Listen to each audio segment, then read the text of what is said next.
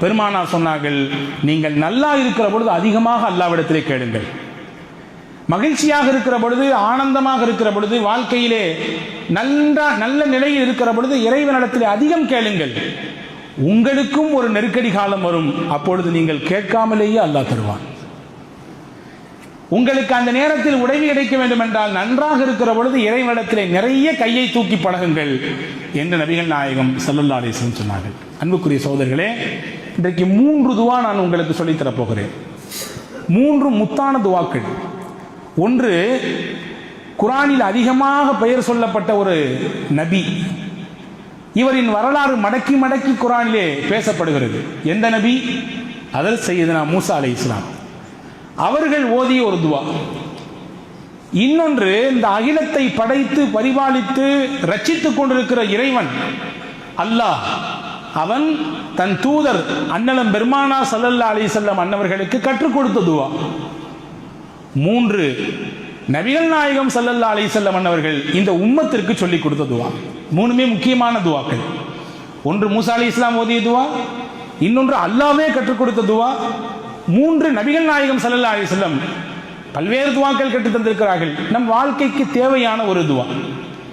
இதை 3ம் சொல்வதின் நோக்கம், அந்த துவாக்களின் பக்கம் நாம் அதிகம் தேவையுடையவர்களாக இருக்கிறோம். சுருக்கமாக சொல்கிறேன், பாருங்கள். ஹஜ்ரத் சையதுனா மூசா அலைஹிஸ்ஸலாம் சற்றேறக்குறைய 83 தடவை அவர்களின் பெயர் குர்ஆனில் இடம்பெறுகிறது. அவர்களின் வரலாறு மட்டும் 50க்கும் அதிகமான இடங்களிலே குர்ஆனிலே பேசப்படுகிறது. மூசா அலைஹிஸ்ஸலாம் ஒரு மிகச்சிறந்த அல்லாஹ்வின் ரசூல்மார்களிலே மிக முக்கியமான இடத்திலே உள்ளவர்கள். உலுல் அஸ்ம் என்று சொல்லப்படுகிற உறுதிமிக்க நபிமார்களின் பட்டியலிலே அந்த 5 நபர்களிலே இவர்களும் ஒருவர். மூசா அலைஹிஸ்ஸலாம் நமக்கு தெரியும், ஃபிரௌன் என்ற கொடுமைக்கார மன்னனிடத்திலே வளர்க்கப்பட்டவர். அங்கேதான் அவர் வளர்ந்தார். கடைசியில் யாருக்கு எதிராக மாறினார்? யார் வளர்த்தாரோ அவருக்கு எதிராகவே என்றால் அவன் சொல்லிக் கொண்டிருந்த அந்த கொள்கையை உடைப்பதற்கு, ஏகத்துவத்தை நிலைநாட்டுவதற்கு அல்லாஹ் அவனிடத்திலேயே வளர்ந்த ஒருவரை அவருக்கு எதிராக மாற்றினார். அல்லாஹ் நாடினால் எப்படியும் எதையும் மாற்றுவான். நாம் நினைத்துக் கொண்டிருக்கிறோம் நம்மால் தான் எல்லாம் என்று. ஒரு தூசுக்கு கூட நம் சமம் கிடையாது என்பதை ஒரு நிமிடத்திலே மாற்றி காண்பிப்பான், அற்புதத்தை காண்பிப்பான். நான் இல்லை என்றால் இந்த காரியம் நடக்காது என்று நெஞ்சை நிமித்திக் கொள்வோம். நீங்கள் இல்லாமல் உங்களை விட ஆக பலகீனமானவரை வைத்து அல்லாஹ் அந்த காரியத்தை 1க்கு 10 மடங்காக பெரிதாகி காட்டுவான், சாதித்து காட்டுவான். இது இறைவனின் சக்தி. மனித சக்தி இறைவனின் சக்திக்கு முன்னால் ஒன்றுமே இல்லை. ஃபிரௌன் நான் தான் ரப்பு என்றான். அவனுடைய வீட்டிலேயே வளர்ந்தார் மூசா அலைஹிஸ்ஸலாம். அவனுக்கு எதிராகவே மாறினார். அவர் கண் முன்னாலேயே ஃபிரௌனை அல்லாஹ் அழித்தான். வரலாறு. ஹஜ்ரத் மூசா அலைஹிஸ்ஸலாம் ஒரு சின்ன விஷயத்திற்காக வேண்டி எகிப்திலிருந்து கிளம்பி மதியனுக்கு போகிறார்கள். நீண்ட பெரிய வரலாறு, நான் சுருக்கமாக சொல்கிறேன். மதியன் நகர் என்பது மூசா அலைஹிஸ்ஸலாமுக்கு அறிமுகம் இல்லாத ஊர். அது தெரிஞ்சவங்க யாரும் கிடையாது, பழக்கமானவங்க யாரும் கிடையாது, முன்பின் அறிமுகம் இல்லாதவர்கள் தான் பலர் அங்கே இருக்கிறார்கள். போய் ஹஜ்ரத் மூசா அலைஹிஸ்ஸலாம் ஒரு ஓரத்தில் நிற்கிறார்கள். அந்த இடத்துல தண்ணி மெத்துறதுக்காண்டி நிறைய பேர் வர்றாங்க. தண்ணி பிடிக்கிறதுக்காண்டி கிணத்துல தண்ணி நினைக்கிறதுக்காண்டி நிறைய பேர் வர்றாங்க, இறக்கிறாங்க, போறாங்க. 2 பெண் பிள்ளைகள், நல்ல இளம் வயது பெண்கள் 2 பேர் ஒரு ஓரத்தில் நிற்கிறாங்க. மூசா நபி அலைஹிஸ்ஸலாம் அந்த பிள்ளைகளை, பெண் பிள்ளைகளை, இளம் வயது பிள்ளைகளை பார்த்தார்கள். நீங்க எல்லாம் தண்ணி இறைக்க போலையா? எல்லாரும் தண்ணி இறைச்சிட்டு போறாங்க, நீங்க மட்டும் நிக்கிறீங்க. அந்த பெண்கள் சொன்னார்கள், கூட்டமாக இருக்கிறது அந்நிய ஆண்கள் இருக்கிறார்கள், அந்நிய ஆண்களின் கண்களுக்கு படாமல் நாங்கள் வளர்க்கப்பட்டிருக்கிறோம், நல்லொழுக்கத்துடன் வளர்க்கப்பட்டிருக்கிறோம், அவர்களுடன் கலப்பு என்பது எங்கள் மனம் ஒத்து வரவில்லை. அப்படியா? வேற ஏதாவது தண்ணி பிடிக்கிற இடம் இங்க இல்லையா அப்படின்னு கேட்டாங்க மூசா நபி. இருக்குது, ஒரு பழைய கிணறு, அது மூடப்பட்டு கிடக்கிறது, அது திறக்கிறதும் இல்லை, அதுல யாரும் பயன்படுத்துறதும் இல்லை. ஹஜ்ரத் மூசா அலைஹிஸ்ஸலாம் தன்னந்தனி நபராக போனார்கள். கிணறு மூடி இருந்தால் எவ்வளவு பெரிய மூடியை போட்டு மூடியிருப்பார்கள் என்பதை யோசிக்க வேண்டும். தனி ஆளாக மூசா அலைஹிஸ்ஸலாம் மூடியை தூக்கி எறிந்தார்கள். தண்ணீரை இறைத்து அந்த பெண்களுக்கு ஊற்றி கொடுத்தார்கள். நிம்மதியாக அந்த 2 பெண்களும் போனார்கள். வீட்டில் அப்பா இருக்கார், பெரியவர். பெண்கள் வந்தவுடன் கேட்டார் அந்த பெரியவர், என்னம்மா எப்போதுமே லேட்டா வருவீங்க, இன்னைக்கு சீக்கிரமா வந்துட்டீங்க? கதையை சொன்னாங்க அந்த பெண்கள் 2 பேரும். அப்படியா? உங்களுக்கு உதவி செஞ்சாரா? ஆமா. உதவி உபகாரம் செய்தவரை நான் அப்படியே விட்டுவிடக்கூடாதே, நாம் அவருக்கு ஏதாவது திருப்பி பரு உபகாரம் செய்ய வேண்டும், கூட்டி வாருங்கள் என்று சொல்ல போன பெண்களில் இருவர் ஒருவர் வர அந்த கேப்ல மூசா அலைஹிஸ்ஸலாம் ஒரு துவா செஞ்சாங்க. அந்த துவா தான் இப்ப சொல்ல போறேன். தன்னந்தனியாக இருக்கிறார்கள். அடுத்த வேளை உணவு தெரியாது, எங்கே தங்க போகிறோம் தெரியாது, யாரிடத்தில் பேச போகிறோம் தெரியாது, அடுத்த வேளை என்ன, அடுத்த சம்பாத்தியத்திற்கு வழி என்ன தெரியாது, எதுவுமே தெரியாது. இப்பொழுது கேட்கிறார்கள், நீங்கள் தன்னந்தனியாக ஒரு இடத்தில் போய் மாட்டிக்கொண்டால் அந்த நிலை எப்படி இருக்கும் என்பதை ஒவ்வொருவரும் நாம் யூகித்துக் கொள்வோம். மொழி தெரியாத ஊரு, ஆள் தெரியாத ஊரு, சொந்த பந்தம் யாருமே கிடையாது வச்சுக்கங்களேன். ஏதோ ஒரு நாட்டில் போய் கண்ணுக்கு தெரியாத இடத்துல போய் நாம் அவிழ்த்து விடப்பட்டு விட்டோம். எப்படி இருக்கும் நிலை? மூசா அலைஹிஸ்ஸலாம் கேட்டார்கள், ரப்பி இன்னி லிமா அன்ஸல்த இலைய மின் கைரின் ஃபகீர். இறைவா, நீ எந்த நலவை இப்பொழுது கொடுத்தாலும் அதை ஏற்றுக்கொள்ள தேவையுடையவனாக நான் இருக்கிறேன். எந்த நலவை கொடுத்தாலும் சரிதான், எனக்கு தேவை இப்போ. ஏன்னா எதுவும் இல்லாமல் நிற்கதியாக இருக்கிறேன். எதை கொடுத்தாலும் அதன் பக்கம் அதிக தேவை உள்ளவன் நான் தான். ஃபகீர், ஃபகீர்னா நம்ம என்ன விளங்கி வச்சிருக்கோம்? பக்கீர்சான் விளங்கி வச்சிருக்கோம். நம்மளும் ஃபகீர் தான், நீங்களும் ஃபகீர், நானும் ஃபகீர். யாரிடத்தில்? அல்லாஹ் என்ற கனிக்கு முன்னால் நீங்கள் நானும் எல்லாரும் ஃபகீர். உலகத்தில் அல்லாஹ் மட்டும்தான் கனி, அவன் மட்டும்தான் தேவையற்றவன் யாரிடத்திலும். உலகத்தில் எவ்வளவு பெரிய பில்லியன்களை சம்பாதித்தாலும் கூட அவரும் ஃபகீர் தான். ஏன்னா ஒரு கட்டத்தில் அவர் தேவையுடையவராக ஆகிவிடுவார். ஹஸரத் மூசா அலைஹிஸ்ஸலாம் துவா செஞ்சாங்க. துவா ஓதிட்டு இருக்கக்கூடிய இடையில அந்த அம்மா வந்துட்டாங்க. 2 பேர்ல ஒருத்தர் வந்தாங்க. எங்க பாபா அவங்களை கூப்பிட்டாங்க. எதுக்குமா கூப்பிட்டாங்க? உங்களுக்கு கூலி கொடுக்கணும். நான் கூலி எல்லாம் எதிர்பார்த்து இந்த வேலையை செய்யலையே. ஒன்றை அழுத்தமாக உங்கள் மனதிலே இருத்துங்கள். இந்த வார்த்தை அல்லாஹுவால் சொல்லித் தரப்படக்கூடிய வார்த்தை. எதிர்பார்ப்பில்லாமல் உலகத்திலே சில காரியங்களை நிறைவேற்றுங்கள், அல்லாஹ் உங்களுக்கு உதவி செய்வான். எதை செஞ்சாலும் எனக்கு இதுல என்ன பெனிஃபிட், எனக்கு என்ன பலன், இதனால் எனக்கு என்ன லாபம், லாப நோக்கத்தை பார்த்து எந்த காரியத்திலும் இறங்காதீர்கள். சில காரியங்களை ஏக இறைவனுக்காக இஹ்லாஸம் பில்லாஹ், அல்லாஹ்வை முன்வைத்து நீங்கள் தூய மனதோடு செய்யுங்கள். உங்களுக்கு பிரதிபலன் பன்மடங்காக பெருகி கிடக்கும். ஹஸரத் மூசா சொன்னாங்க, நான் பலன் தான் எதிர்பார்த்து செய்ய இல்லை, எங்க பாபா கூப்பிட்டாரு வாங்க. ஹஸரத் மூசா அலைஹிஸ்ஸலாம் போனாங்க. பார்த்த பெரியவர் ஷுஐப் அலைஹிஸ்ஸலாம் என்ற நபி கதையை முழுக்க சொன்னார்கள். நான் வந்த காரணம் பின்னணி இதுதான், ஒன்றும் கவலைப்படாதே, இங்கே உனக்கு தங்க இடம் உண்டு, உண்ண உணவுண்டு, பார்ப்பதற்கு வேலை உண்டு. 10 வருடம் பார்க்க வேண்டும் என்றால் பார்க்கலாம், 8 வருடம் பார்க்க வேண்டும் என்றால் பார்க்கலாம், உங்கள் விருப்பம். நீண்ட பெரிய வரலாறு. அதற்கு அடுத்து ஷுஐப் அலைஹிஸ்ஸலாம் தன் 2 மகளில் ஒரு பிள்ளையை அவருக்கு நிக்கா செய்து கொடுத்தார்கள். மூசா அலைஹிஸ்ஸலாம் மதியன் என்ற ஊரில் இருந்து மறுபடியும் எஜிப்த் என்ற நகரத்திற்கு ஹஸரத் மூசா அலைஹிஸ்ஸலாம் போனார்கள். எப்படி போனார்கள்? வரலாறு சொல்லுகிறது, நபியாக போனார்கள். மதியனுக்கு வருகிற பொழுது அவர் வெறும் மூஸா இப்னு இம்ரான், அவர் ஒரு சராசரி மனிதர். மதியனை விட்டு மறுபடியும் எஜிப்திற்கு போகிற பொழுது அவர் மூசா கலீமுல்லாஹ், அல்லாஹ்வின் கலீம், ரசூலுல்லாஹா போனார். இது எல்லாம் எப்படி கிடைத்தது? அந்த துவாவின் பரக்கத்தால் கிடைத்தது. என்ன இணைத்து அந்த துவாவை செய்கிறோமோ அது கிடைக்கும். பெருமக்கள் சொல்கிறார்கள், பொண்ணே கிடைக்கல பையனுக்கு, யக்கீனோடு நீங்கள் இந்த துவாவை ஓதுங்கள், நல்ல பெண் கிடைக்கும்.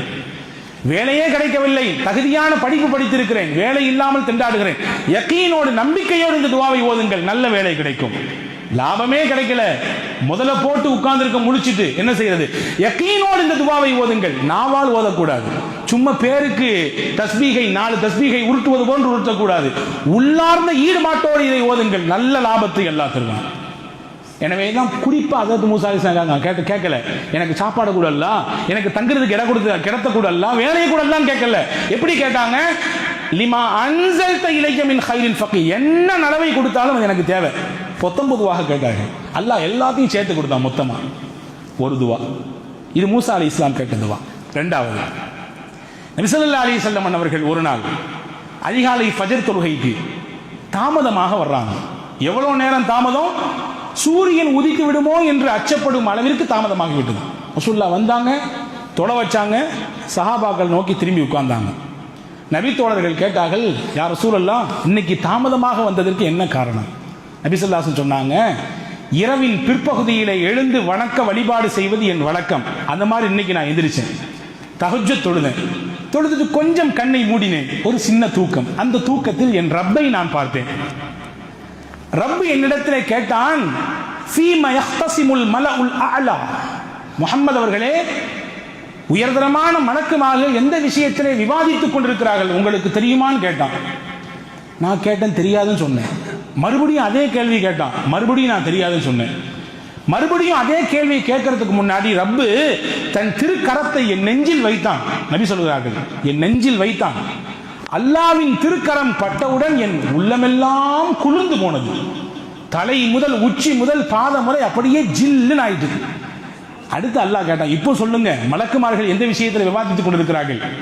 நான் சொன்னேன், ஃபில் கஃபாராத்தி வ தரஜாத்தி, அடியார்கள் செய்யக்கூடிய பாவத்திற்கு பரிகாரம் என்ன என்ற விஷயத்திலும், அடியார்களின் அந்தஸ்தை அல்லாஹ் உயர்த்தக்கூடிய காரியம் என்ன என்ற விஷயத்திலும் அவர்கள் தர்க்கித்துக் கொண்டிருக்கிறார்கள், விவாதம் செஞ்சுட்டு இருக்காங்க. ஒருத்தர் இதை சொல்றாரு, ஒருத்தர் அதை சொல்றாரு. சரி, அடியார்கள் செய்யக்கூடிய பாவத்திற்கு பரிகாரங்கள் என்னென்ன நீங்க சொல்லுங்களேன் அப்படின்னு சொல்லி அல்லாஹ் என்னிடத்திலே கேட்டான். நான் சொன்னேன், பள்ளிவாசலுக்கு அதிகமான எட்டெடுத்து நடந்து வருவது இது பாவத்திற்கு பரிகாரம். பள்ளிவாசலில் தொழுகை எல்லாம் முடிந்ததற்கு பிறகு, எல்லா தொழுகையும் முடிந்ததற்கு பிறகு கொஞ்ச நேரம் உட்கார்ந்து இருக்கிறது.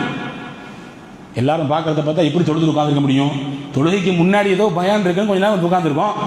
தொழுதா அடுத்தடுத்து வேலைக்கு போறது இல்லையா, போயிடுறதுதான். ஆனால் சிறிது நேரம் அமர்ந்திருப்பது, அந்த சிறிய நேர அமர்வு கூட உங்கள் பாவத்திற்கு பரிகாரம். மூணாவது சல்லாசம் சொன்னாங்க, மனம் வெறுக்கும் நேரத்திலும் ஒதுவை பரிபூர்ணமாக செய்வது. நல்ல மார்கழி மாசம் பனி, மாசி பனி மச்ச தொலைக்குதுன்னு சொல்லுவாங்க, கை பனி தரையை தொலைக்குதும்பாங்க இல்லையா? அந்த பனிகாலத்திலும் கூட ஒதுவை பூரணமா செய்யறது. ஒரு தடவை கழுவுனா போதும், எல்லா உறுப்பையும் ஃபரத நீங்கிரும். 3 தடவை கழுவுனா சுன்னத்து, அதை பரிபூரணமா செய்யறது. ஃபரலான உறுப்புகள் 4 மட்டும்தான், ஆனால் மற்ற உறுப்புகளை எல்லாம் சேர்த்து சுன்னத்தையும் நிறைவேற்றுவது. இந்த 3மே நிறைய பாவங்களை மன்னிப்பதற்குரிய வழி. சரி, அடியார்களின் அந்தஸ்து அல்லாஹ் எந்த காரியத்தை உயர்த்தலாம்? ரசூலுல்லாஹ் அல்லாஹ் கேட்கிறான். அதற்கு ரசூல் ஸல்லல்லாஹு அலைஹி வஸல்லம் சொன்னாங்க, பசித்தவருக்கு உணவு கொடுப்பதினால் அந்தஸ்து உயர்கிறது, பேச்சில் நளினத்தை கையாளுவதனால் அந்தஸ்து உயர்கிறது. என்கிட்ட அதிகாரம் இருக்குது, நான் பதவியில் இருக்கிறேன், என்கிட்ட பட்டம் இருக்குது, படிப்பு இருக்கு, நான் எப்படினாலும் பேசலாம் எனக்கு கீழே உள்ளவங்கள்ட்ட.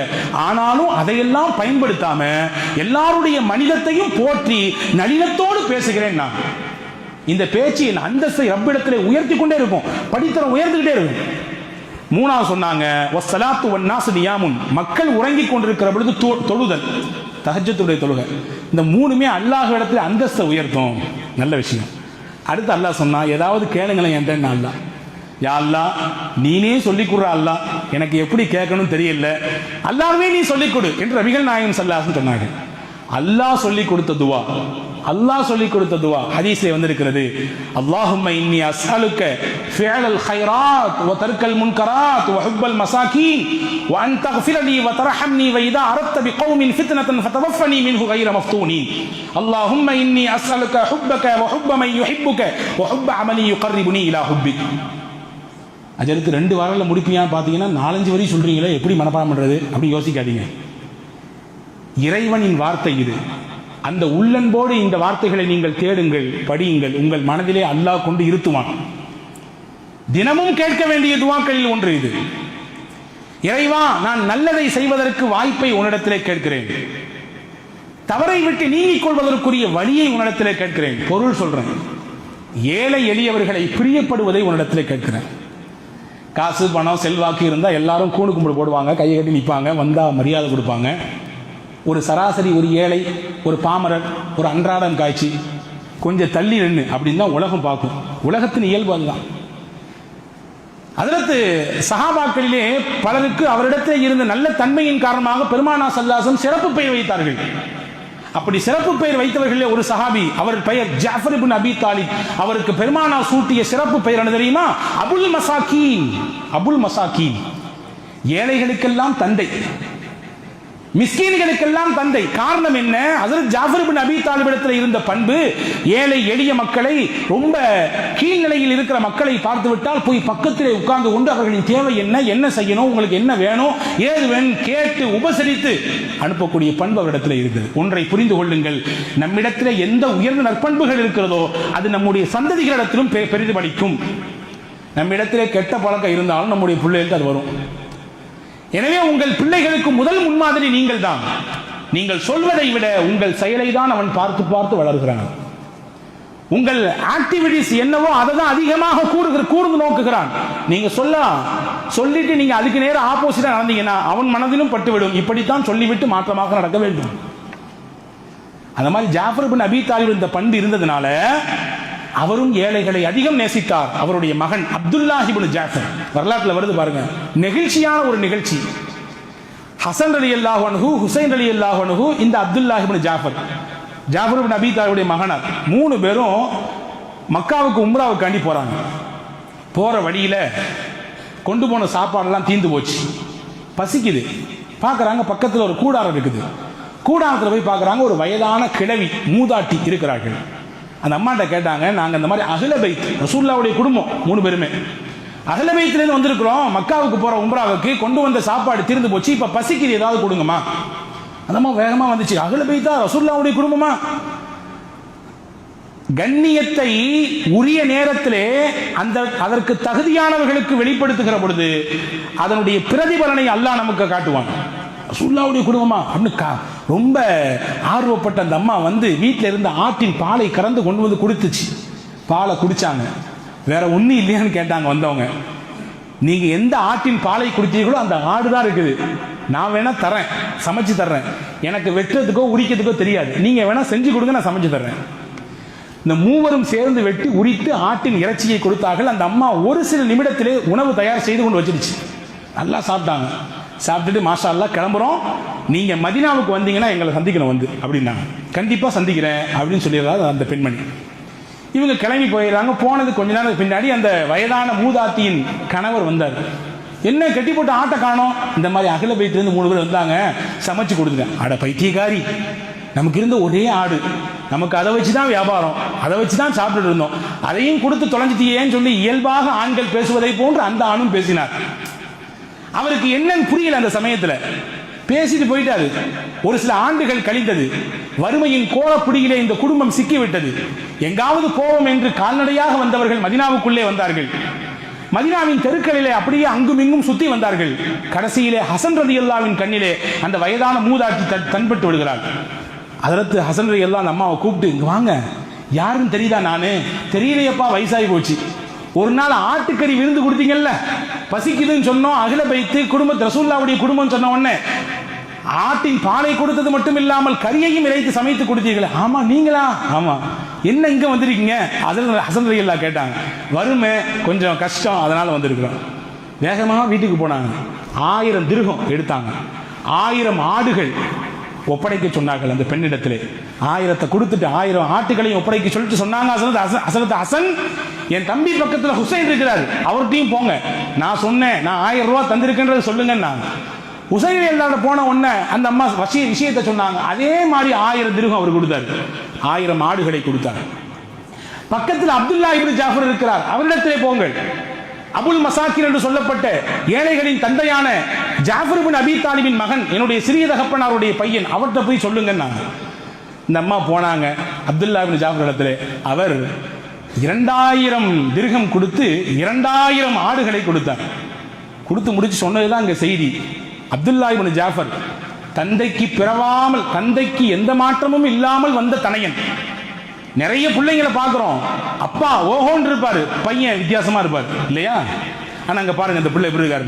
அவர் சொன்னார், நீ முதல்ல ஏமா ஏன்ட்ட வந்திருக்காமல்ல, நான் உங்களுக்கு 2000 ரூபாய் கொடுத்துருப்பேன். என்னை அடுத்து ஹுசைன்ட்ட போனா அவரும் உங்களுக்கு 2000 கொடுத்துருப்பாரு. அவருக்கு அடுத்து ஹசன்ட்ட போனா அவரும் உங்களுக்கு 2000 கொடுத்துருப்பாரு. அவங்கள்ட்ட வந்துட்டு கடைசியில என்கிட்ட வரீங்களே அப்படின்னு சொல்லி அனுப்புனாங்க. இப்போ அந்த அம்மா எல்லாத்தையும் வாங்கி கையில் வச்சுட்டு கணவரை பார்த்து சொல்லிச்சு, அன்னைக்கு ஒரு ஆட்டுக்கு நீங்க குய்யோ குச்சின்னு கத்துனீங்க, அல்லாஹ் அந்த ஒரு ஆட்டுக்கு பகரமாக இன்னைக்கு எவ்வளவு தந்திருக்கான் பார்த்தீங்களா? 4000 ஆடு, 4000 திர்ஹம். அன்புக்குரிய சகோதரர்களே, இந்த நிகழ்ச்சி நமக்கு எடுத்து காட்டக்கூடிய விஷயம் என்ன?